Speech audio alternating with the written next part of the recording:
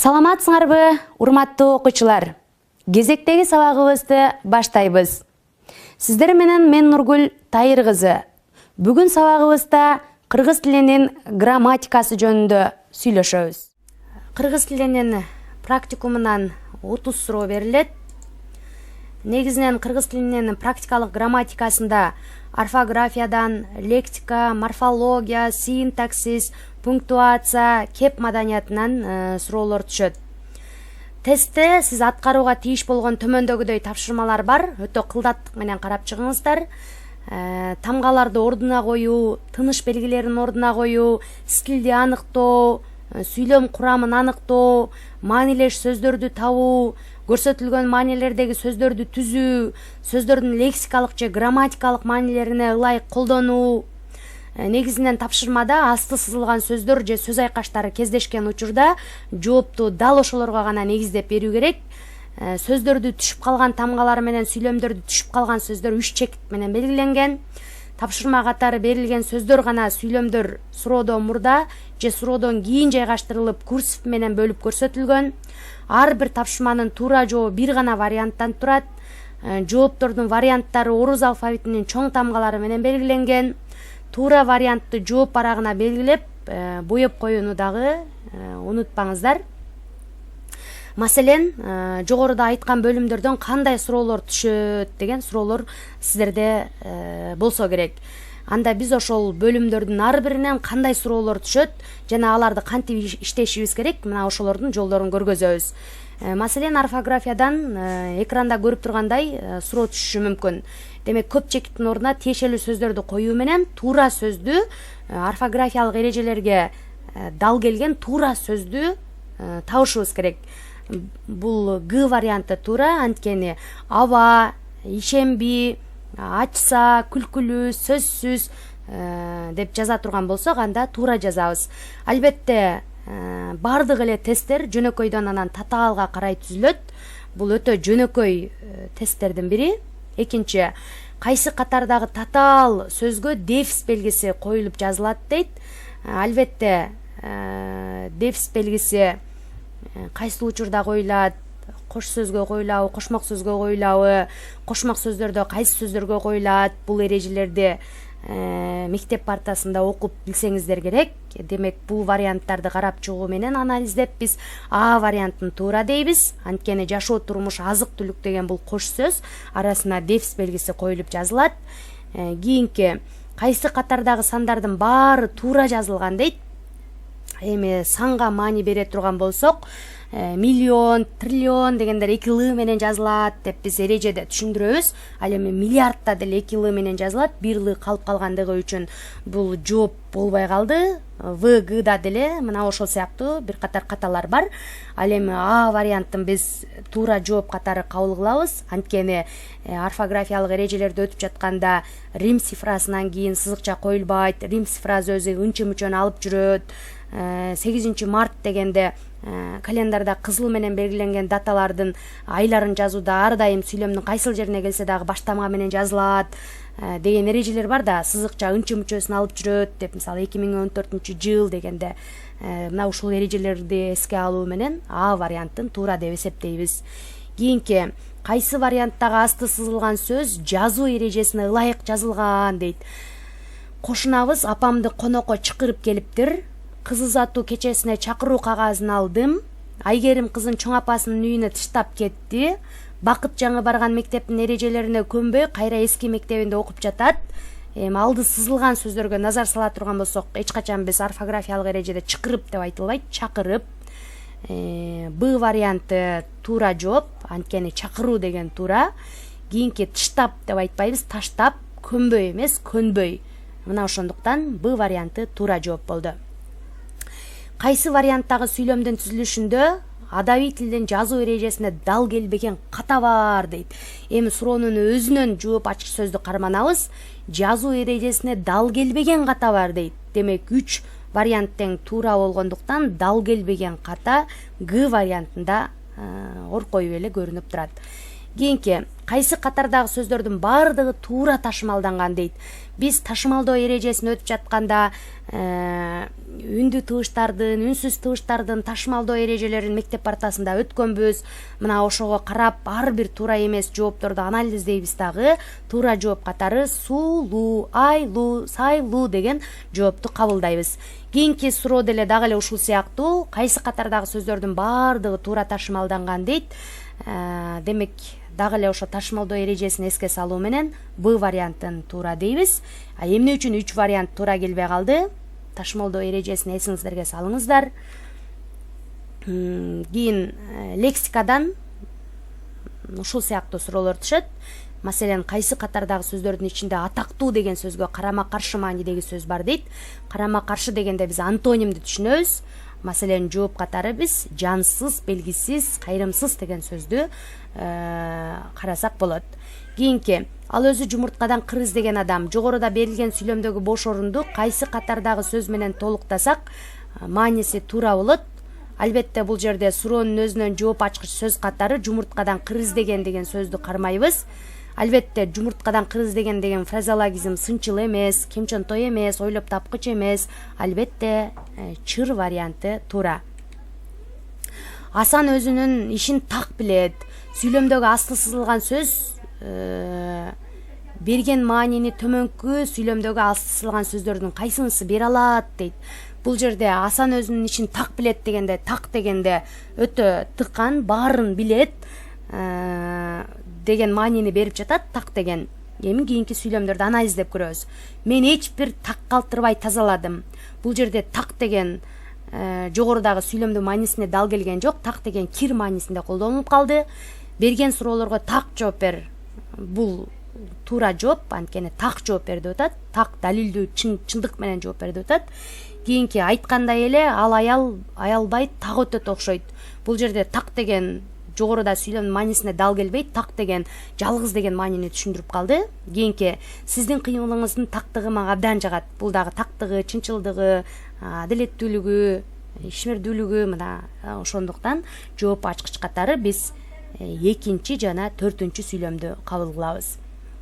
Кийинки кайсы варианттагы сүйлөм асты сызылган сөз өтмө мааниде колдонулду дейт. Түз маанисинде мисалы, маселен, көз десек, ал адамдын көрүү органы, бул түз маанисинде колдонулуп жатат. Ал эми иштин көзү дей турган болсок, өтмө мааниге өтүп кетти. Бул жерде дагы биз алды сызылган сөздөрдү түз маанисинде эмес, өтмө маанисинде салыштырылып, окшоштуруп айтылган маанини карманабыз. Кичинекей болот, колун кыпчытып алыптыр дейт. Бул түз маанисинде колдонулду, анткени колун кыпчытып алыптыр дейт. Экинчи, качан болсо сөзгө кыпчыласың да турасың дейт. Албетте биз автобустун эшигине же бир кайсы өтмөлөрдөн өтүп бара жатканда кыпчылышыбыз мүмкүн, же колубузду кыпчытышыбыз мүмкүн. Ал эми сөзгө кыпчыла албайбыз. Бул өтмө мааниде айтылып атат. Сөзгө кыпчылуу деген сөзгө аралашуу деген мааниде келди. Ошондуктан Б вариантын туура вариант катары кабыл алабыз. Кийинки жылчыктан өтө албай кыпчылып калды түз маанисинде. Ал эл көп болгондуктан автобуска кыпчылып араң кирдик. Бул дагы түз маанисинде. Эми морфологиялыктан кандай суроолор түшүшү мүмкүн? Албетте, кайсы сүйлөмдө асты сызылган сөз жактырбоо сезимин билдирет? Маселен, охо, көп нерсени үйрөнүпсүң. Бул жерде охо деген суктануу маанисинде айтып жатат. Аттиңай, менин ишенчектигимди карачы. Бул жерде өкүнүү маанисинде айтылып жатат. О, кокуй, бул эмне кылганыңар? Балким бул жерде чочуу маанисинде айтылып жатат. Койчу, ушундай да иш кыласыңбы? Мына так эле ушул жерде жактыруу маанисинде сөз болуп жатат. Анткени ал адам өзүнүн ишин буга чейин абдан так аткарчу. Кимдир бирөө аткаргандан кийин жактырбастан койчай, ушундай да иш кыласыңбы? Мындан көрө кылбай койбойсуңбу? Деген маанайда айтылып жатат. Кийинки, балдар карылардан кар кишилерди жасап, айланадагыларды кубандырышты дейт. Кайсы сөздөгү көптүк мүчөнү алып салсак, туура сүйлөгөн болобуз? Демек, бул суроого жооп бериш үчүн алгач көптүк мүчө кайсы экендигин анализдеп алышыбыз керек. Баарыңар билгендей эле көптүк мүчөнү уюштуруучу мүчө лар мүчөсү. Демек, ар бир сөзгө анализ жүргүзөлү эми. Балдар дегенде бала жекелик түрдө, балдар көптүк түрдө туура колдонулду. Карылардан дегенде биз карылардан дебейбиз да, кар десек деле көптүк маанини түшүндүрө берет өзү. Ошондуктан жооп карылардан деген туура эмес болуп калды. Кишилер дегенде киши жекелик маанинде, кишилер дегенде көптүк маани болуп, бул дагы туура. Демек туура эмес уланганы В варианты.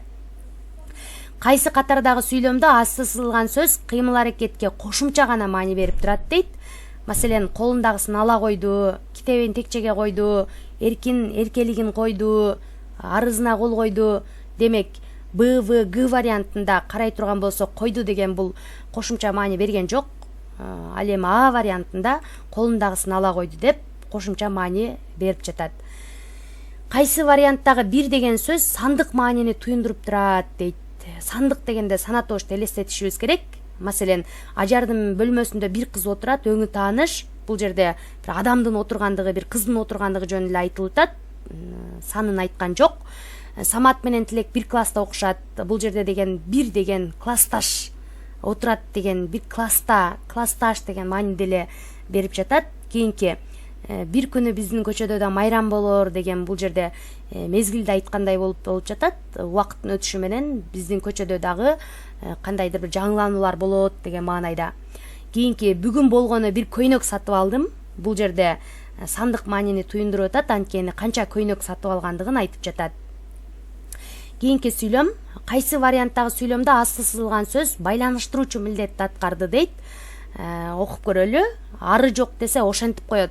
Бул жерде ары жок деген колунан эч нерсе келбей эле сүйлөй берген маанайда айтылып жатат. Эч кандай сөздөрдү байланыштырган жок. Ары барып бери келбедимби ай? Бул жерде кыйналгандыгы жөнүндө айтылып жатат. Эч кандай сөздөрдү байланыштырган жок. Биз ары тууган, ары ата баладай болуп калдык. Бул жерде ары деген сөздөрдү байланыштырып жатат. Ошондуктан жооп катары кабыл кылабыз. Ал эми белеги ары бара жатып, китепти таштай кет дегенде өтүп бара жаткан мезгилди айтып жатат. Бул жерде дагы ары сөздөрдү байланыштырган жок. Кайсы варианттагы татаал сүйлөмдүн курамындагы жөнөкөй сүйлөмдөр өз ара себеп натыйжа байланышта турат дейт. Биринчи сүйлөм, биз экзаменге жакшы даярдаган жокпуз, бирок ага карабай жакшы баа алдык. Бул жерде эч кандай сүйлөмдө себеп натыйжаны байкай алган жокпуз. Кийинки, Айдар китеп окугандан көрө кино көргөндү жакшы көрөт. Бул жерде дагы себеп натыйжа дээрлик жок. Ал биздин класска жаңы келгенине карабай баары аны жакшы көрүшчү. Бул жоопто деле себеп натыйжа жок. Күн суук болуп биз тоого барбай калдык. Мына ушул сүйлөмдөн биз себеп натыйжаны сезсек болот, анткени тоого чыкпай калган бул натыйжасы, ал эми күн суук болгону себеп болуп калды. Кайсы варианттагы сүйлөмдөн биринчи бөлүгү экинчи бөлүгүнө мезгилин билдирип турат. Маселен, эртең чөп чабыкка чыгабыз, силер чөмөлө саласыңар. Эртең биз чөп чабыкка чыксак, силер чөмөлө саласыңар. Биз чөп чабыкка чыкканда силер чөмөлө саласыңар. Биз чөп чабыкка чыкпайынча силер чөмөлө салбайсыңар дейт. Эми Б варианттын туура кабыл алабыз, анткени биз чөп чабыкка чыкканда силер чөмөлө кыласыңар деп мезгилди, бир мезгилде окуянын жүрүшүн айтып жатат. Кийинки, кайсы катардагы сүйлөмдүн биринчи бөлүгү экинчисине сыпатын билдирип турат дейт. Эми жооп ачкыч катары сыпат деген сөздү карманабыз. Мисалы, бир жума өтпөй агам да окууга жөнөп кетти. Бул жерде эч кандай биринчи экинчи сүйлөмдө сыпат байкалган жок. Эч кимдин үнү чыкпай бөлмөсүнүн ичи жымжырт дейт.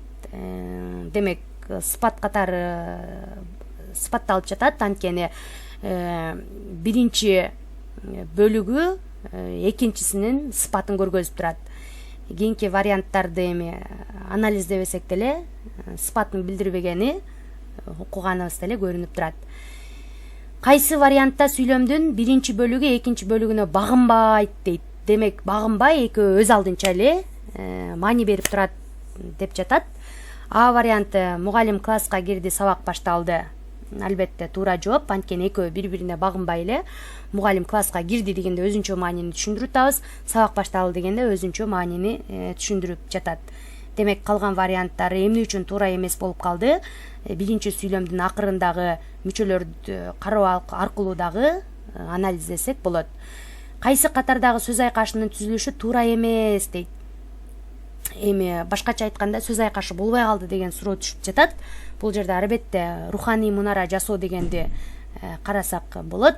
Кийинки сүйлөмдө куйручук үнүн чыгарып, жогоруда берилген сүйлөмдү кайсы катардагы сөз айкашы менен толуктасак, кыймыл аракетти аткаруучунун ниетин билдирет дейт.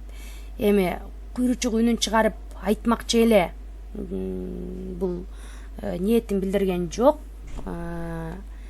Куйручук үнүн чыгарып айтайын деди дегенде так эле ушул жерде ниетин билдирип жатат. Айткай эле айтса экен деген ниетин эмес, ниетин билдирген жок бул сөздөрдө. Кайсы варианттагы асты сызылган сөздөн кийин сызыкча белгиси коюлат дейт. Асан да мугалим бул жерде коюлбайт. Асан мугалим бул сүйлөмдө албетте коюлат. Эмне үчүн коюлат? Анткени баяндооч атооштук болуп келип калды. Так эле ушул эрежеге таянабыз. Кийинки сүйлөмдөрдө дагы эмне үчүн коюлбагандыгы сүйлөм тизмегинде өзү эле оркоюп көрүнүп турат. Кийинки кайсы варианттагы сүйлөмдө тыныш белгилери туура коюлган дейт. Ал заттар 3 топко, атап айтканда белокторго, углеводторго, майларга бөлүнөт. Бул жерде биз туура коюш үчүн тыныш белгилерди бирөңчөй сөздөрдү жана жалпылагыч сөздөрдү эстешибиз керек. Анткени биринчиде айтып жатат 3 топко деп. Эрежеге кайрадан эсибизге эрежени сала турган болсок, жалпылагыч сөздөн кийин бирөңчөй сөздөр келе турган болсо, жалпылагыч сөздөн кийин кош чекит коюлат деген эреже бар. 3 топко деп жалпылагыч сөз келип атат. Ал эми белоктор, углеводтор, майлар деп бирөңчөй сөздөр келип жатат. Ошондуктан А вариантында толук тыныш белгилери туура коюлган. Калган варианттарда эмне үчүн туура эмес келип калгандыгы сиздер анализдесеңиздер болот. Анткени атап айтканда деген бирөңчөй сөз эмес. Кийинкиде болсо сызыкчалар коюлбайт. Сызыкчанын ордуна кош чекит коюлуш керек эле. Кийинки сүйлөмдө болсо ал заттар 3 топко дегенден кийин үтүр коюлган эмес. Атап айтканда дегенден кийин кош чекит коюлуш керек эле. Мына ушундай каталарды эске алганда жалпы эрежеге таянып биз А вариантын туура деп кабылдайбыз. Бүркүт, ителги, кыргый, жырткыч куштар. Жогорку сүйлөмдөгү асты сызылган сөздөн кийин кайсы тыныш белгиси коюлат дейт. Албетте үтүрлүү чекит коюлбайт, кош чекит коюлбайт, үтүр коюлбайт, сызыкча коюлат. Анткени кыргый деген кандай куш экендигин айтып жатат бул жерде. Андан кийин баяндооч дагы атооштук болуп келип калды. Кийин баятан же сиз же агроном же зоотехник келип калса акылдашалы деп күттүк. Жогоруда берилген сүйлөмдө канча үтүр белгиси коюлуш керек дейт. Эми сүйлөмгө назар таштай турган болсок, албетте 3 үтүр белгиси коюлуш керек эле. Илгери үмүт деп көптөн бери жыйнаган жууркан төшөк, идиш аяк баарын арабага салды дейт. Жогоруда берилген сүйлөмдөгү асты сызылган сөздөрдөн кийин кайсы тыныш белгиси коюлат дейт. Албетте үтүр коюлат дептен кийин, андан кийин идиш аяк, жууркан төшөк, идиш аяк дегенден кийин сызыкча коюлат. Анткени жогорудагы эрежени дагы бир ирет эске салам. Эгер бирөңчөй сөздөр жалпылагыч сөздөн мурун келип кала турган болсо, жалпылагыч сөздүн алдына сызыкча коюлат деген эреже бар. Ошону эске алганда А варианты туура. Эми кеп маданиятынан кандай суроолор түшүшү мүмкүн? Кеп маданиятынан, маселен, кайсы катардагы чыгармалардын баардыгы көркөм стилге кирет дейт. Кеп маданиятынан бир стиль, стилистика жөнүндө үйрөнөбүз. Албетте, аңгеме ыр киргени менен өмүр баян кирбей калды. Роман, макала, повест, макала бул публистикалык стилге мүнөздүү. Повест, поэма, аңгеме деген жооп боло алат. Интервью, роман, поэма кирген менен интервью кирбейт. Интервью дагы башка стилге кирет. Ошентип Б варианты туура. Эми урматтуу кадырман окуучуларым, жогоруда берилген суроолордун бардыгы Сомо билим берүү борборунун буга чейинки өткөрүлгөн жалпы республикалык тест түрлөөлөрүнөн алынган суроолор. Албетте жогорудагы бөлүмдөрдөн так эле ушул сыяктуу, ушуга окшош суроолор түшөт. Мен дагы бир ирет силердин эсиңерге салып кайталагым келет. Эч качан теориялык багыттагы суроолор түшпөйт. Морфология деген эмне, кайсы тилден алынган деген суроолор түшпөйт. Ар бир суроо практикалык түрдө түшөт. Себеби ошол морфология, кеп маданияты, орфография боюнча алган билимди ал практикада колдоно алабы, сабаттуубу, мына ушул нерсени текшерет. Сомо билим берүү мекемесинде олимпиадада дагы, жалпы республикалык тест түрлөөдө дагы. Ошондуктан ар бир эрежени жаттап эмес, жөнөкөй тилде, жалпак тилде түшүнгөнгө, практикада иштей алганга үйрөнгүлө демекчимин. Сабагыбызды жыйынтыктап жатып, урматтуу окуучу достор, мен силерге төмөндөгү нерсени айткым келет. Эч качан майдаланба, алдыңарга чоң максаттарды койгула, ошого умтулгула, кыял ниетиңерди чектеп койбогула. Мен колуман эч нерсе келбейт, мен баары бир кыргыз тилин үйрөнө албайм, менден кыйындар бар деп өзүңөрдү чектеп койбогула. Адамдын мүмкүнчүлүктөрү ушунчалык кеңири дейсиңер, адамдардын колунан көп нерсе келет, сенин дагы, силердин дагы колуңардан көп нерсе келет. Болгону убактыңарды, акыл күч, энергияңарды керексиз нерселерге, ошол гаджеттерде бекер эле чукулап отурганга эмес, кайсы бир деңгээлде өзүңөрдүн үстүңөрдөн иштөөгө, үйрөнүүгө, практика жүзүндө ошол нерселерге сарптап, убактыңарга сарамжалдуу болгула. Мына ошондо гана чоң ийгиликтерге жетише аласыңар. Анда эмесе дагы бир ирет силерге ийгилик каалайм. Урматтуу окуучу достор, бүгүнкү сабагыбыз абдан түшүнүктүү болду деген ойдомун. Эгер түшүнбөгөн суроолор болсо, видеонун ылдыйына суроолорду калтырсаңыздар болот. Келерки сабакта кезиккенге чейин саламатта калыңыздар.